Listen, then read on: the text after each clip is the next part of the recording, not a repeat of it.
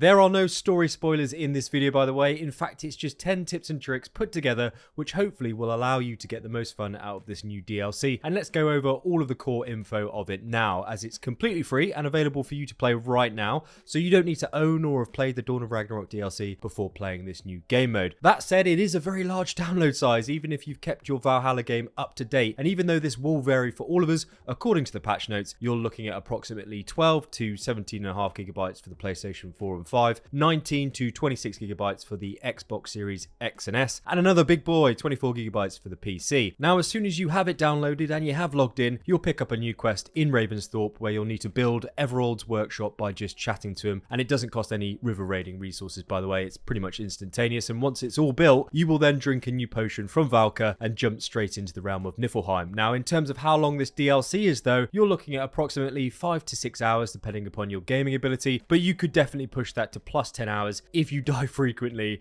and take your time. But let's talk about death now, because in this new game mode, it is a roguelike dungeon, which is brand new to Assassin's Creed and means that once you die, you go back to the beginning and have to start all over again. Now, there's 4 regions in this DLC, which you will have to tactically fight your way through, each one with their own thematic differences and enemies. And important to note here is that these regions are linear, meaning that your dungeon run will always operate in order from Karlstad to Dockerland through to Nidhogg and finally into Helheim. But that said, even though those realms are in order in terms of progression, the route that you choose through each region isn't, as you can kind of forge a different path through each of those regions after each death, spicing that run up a bit so it doesn't become mundane and monotonous, as it were. However, once you progress over a bridge and into a certain area, you won't be able to go back on yourself, so look on the minimap for certain events in your vicinity that you want to complete before moving onwards, and more on those side quests shortly, because if you're wondering how this DLC ends, well, you need to fight 4 boss fights in each of the 4 regions during one dungeon run without dying, and then killing the final boss Hell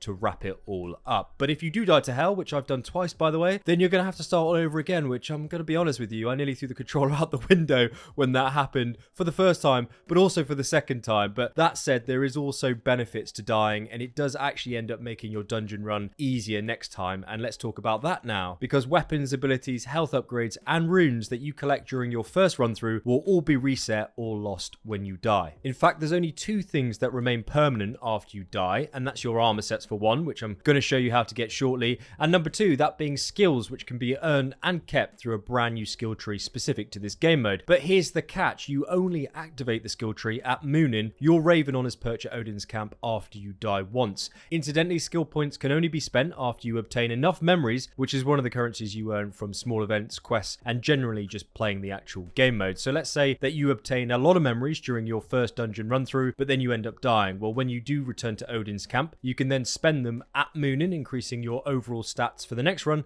and picking up some good perks like a good start, which allows you to actually start the Niflheim run with superior quality gear. Secondly, you can purchase abilities from vendors in Niflheim as well as earn them through side quests. However, pertinent to note is that whatever abilities that you obtain during your run through, they will be lost when you die, but they can also be upgraded 3 times during that same run for maximum effect. In fact, enemies and bosses are very susceptible to specific weaknesses like frost, fire, poison, and lightning damage, so having an ability which enhances each element, such as the incendiary powder trap ability for fire, can really help you during these big boss fights, which, as you can see here, I pretty much one-shot the first phase of the dragon encounter just utilizing this ability appropriately. Now, these ability upgrades can also be purchased through vendors or again from specific world events, and I would really recommend the Focus of Nornir arrow ability if you do come across it, by the way, because it absolutely shreds when it's maxed out at level 3. Now, as for armor, and as briefly mentioned, it stays with you after you die, which is good news, but that means that when you defeat a boss and obtain an armor set, it'll be added to your wardrobe back in Odin's camp. So when you die next, you can change into that new armor set that you've just obtained. You can't just hop into your infantry and then change it instantly during your first run, if that kind of makes sense. There's also 7 armor sets in this game mode to choose from, and the idea here being that there is a specific armor set with specific stats that cater to your specific playstyle. So for example, I really enjoyed playing as range focused in this DLC, as the light and hunter bows just wreck everything with the right abilities, so I fully upgraded my Raven's Flight armor set to take full advantage of all the range buffs which you can obtain by upgrading your armor set through the currency called Thoughts.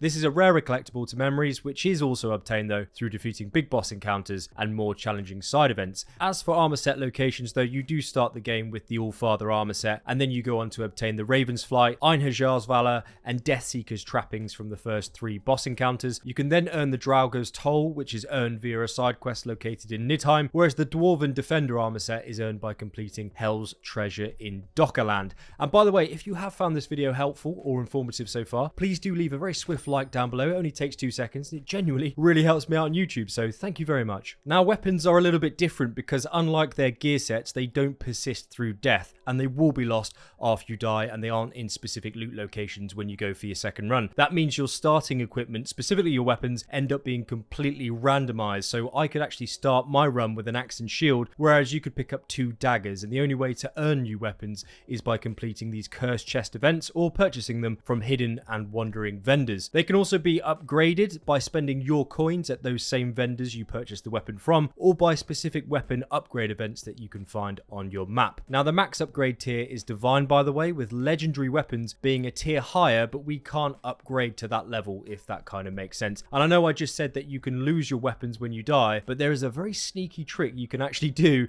to keep it equipped continuously, run after run, and that's through Favours. And let's talk about them now, because these Favours are little optional perks you can purchase back at Odin's camp, ready for your next run to give you a little bit of a helping hand. This mechanic, as far as I'm aware, only opens up to you after you complete the first boss fight. So once you do kill the wolf or the boar in Karlstad and then die, Gnar and his Favour shop should appear in Odin's camp. But I do know that Jabak and Donut just died without killing the bosses and it appeared for him, so it seems to be a little bit sporadic there. Best try to do both just to make sure. However, just like your skill tree and armor upgrades, you'll need to use memories and thoughts to purchase certain Favours. So it's a little bit of a balancing act or trade-off when you return here on what you want to spend your currency on most. Now, the Favour Keepsake allows you to keep one of your weapons from your previous run. So by spending 75 memories, you can keep your legendary weapon continuously throughout the DLC, as you can just repurchase it every time you die, which is great if you do find a weapon that you like to use. Now, as for runes, these can be collected through your playthrough and will automatically be equipped in your inventory.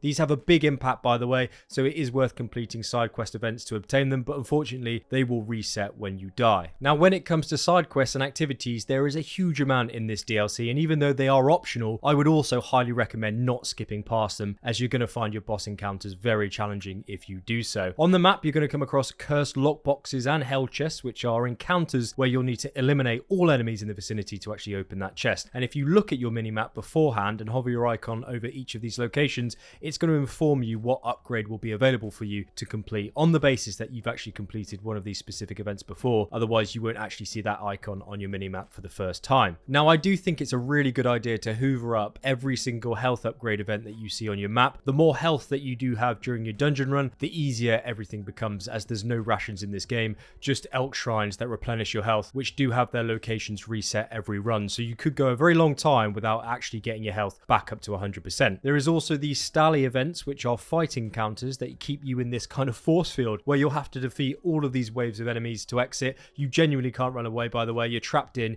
You've got to either kill them or be killed. Additionally, there's also several side quests involved throughout all of the regions. As an example, you'll come across a dwarf in Dockerland who asks you to help him release his dwarven friends. Now, after you do so, which is located here on the map, by the way, the next time you do die and then come back and visit him again, he'll throw up some ropes for you so you can actually access a secret passageway and hidden vendor, which is pretty cool. There is also a lot more interesting side quests like this, which are optional, but will take multiple runs to actually benefit from, by the way, so it's worth doing on your first run to then benefit from the second. So all right then, with all that said and done, what rewards are we actually going to be getting out of this DLC? Well, we can purchase a brand new armor set called the Death Jarl back at Everald's shop in Ravensthorpe. The caveat being here that you can only complete the full set by obtaining the chest piece, which is the reward you get from defeating Hell for the first time. On top of the armor set, you can pick yourself up 2 new weapons, that being an Atgeir and a bow, as well as a light shield, a firewolf mount, raven skin for Moonin, a brand new tattoo scheme, and finally an assortment of different settlement cosmetics for Ravensthorpe. But here's the thing, if you wanted to purchase everything we've just mentioned, you can do so with the currency called Dreams that are earned specifically through boss fights and cursed chests. In fact, it would cost you 655 dreams in total, which would require several full dungeon runs, which is quite a lot of time, to be honest with you. Now, speaking of vendors, a little clarification on the two types in the DLC. You have 4 hidden merchants, which are located in fixed points in each of the 4 regions. They do not move, and they sell mythical and legendary items without fail, so you're always going to pick up something good from them. We also have wandering merchants, which are kind of the step down from those hidden merchants, which do appear in some sporadic locations, but also seem to be fixed before each boss fight for some last minute vendoring. So don't run past them. Their inventory is random on each reset, by the way, so they may have something that you need before you start dueling with a certain boss. Now, speaking of bosses, let's break down some of these boss fights and good things to know before you do get stuck in, because as mentioned earlier, each enemy in this DLC is susceptible to either fire, frost, poison, or electricity damage, and this is applicable to bosses, so it is wise to have an ability equipped that can kind of cover off each weakness for extra damage against them. In Calstead, you'll either come across 2 boars, which are susceptible to electricity damage, or on your second run, 2 wolves, which really don't like being set on fire at all. Moving on to our second region in Dockerland, when you fight Hjalmgunnar, his life will drop rapidly if you use electricity or thunder abilities. And in Nidhogg, our third region, when it comes to Nidhogg the dragon, utilizing any sort of fire ability will absolutely shred him. And as noted, I really recommend you go with the incendiary powder trap ability here. It is stupidly overpowered. And as for Hel, she is a very challenging boss fight for sure, so I would recommend getting rid of her Hellhound quite quickly, as it does decent damage and it is a bit of a nuisance. And then also use your electricity based attacks, which is her weakness. I think range is quite a solid option for this fight, as she does like to bounce around the arena quite a lot. Now, bosses aside, there is a couple of the tips and tricks I want to run past you before you go gallivanting off in Niflheim, and that is during your run through, you will hear Odin refer to a couple NPCs as thieves in the area, which you'll say out loud when you're kind of close by. Use your Odin sight ability to locate this nearby NPC, which after killing him will drop an interesting note and a decent number of coins to buy more stuff at the vendors. There's also hidden chests in obscure locations around the map, which you can only access by completing Jotun illusions. This is the same mechanic which was found in Jotunheim in the main game, so just climb up the towers in the correct way, leap of faith off through the illusion, and you'll grab some decent rewards from that chest. And also make sure that you die, by the way, which sounds pretty bad to say, but there is a lot of cool storyline cutscenes back at Odin's camp if you do. So if you do want to watch them, it may be worth spam dying early on in the game and getting them out of the way before you then go on to kill Hel, which will then end the DLC, and then you'll just kind of miss out on them. But saying that, Nika has also mentioned to me that when she killed Hel for the second time on her second run through, there was a new storyline dialogue, so perhaps the DLC doesn't end after one run. Very interesting indeed. If you go on to find out more information, let everybody know down in the comments what's happened. And we also have the Sigablot Festival out this week with new rewards, by the way, so if you would like a no-nonsense breakdown of what that's all about, make sure you subscribe if you haven't done so already to get all of the info. And a huge thank you to Nika, Jabak and Donut, Mary and Q for helping me dismantle this DLC for you. A huge amount of work from everyone has gone on behind the scenes to get this video out for you, so please do leave a like to show your support if you haven't done already. Anyway, catch you in the next video. I really do hope you enjoy the DLC. I thought it was a lot of fun and it was a good mix up, but of course, as usual, coffee is on me.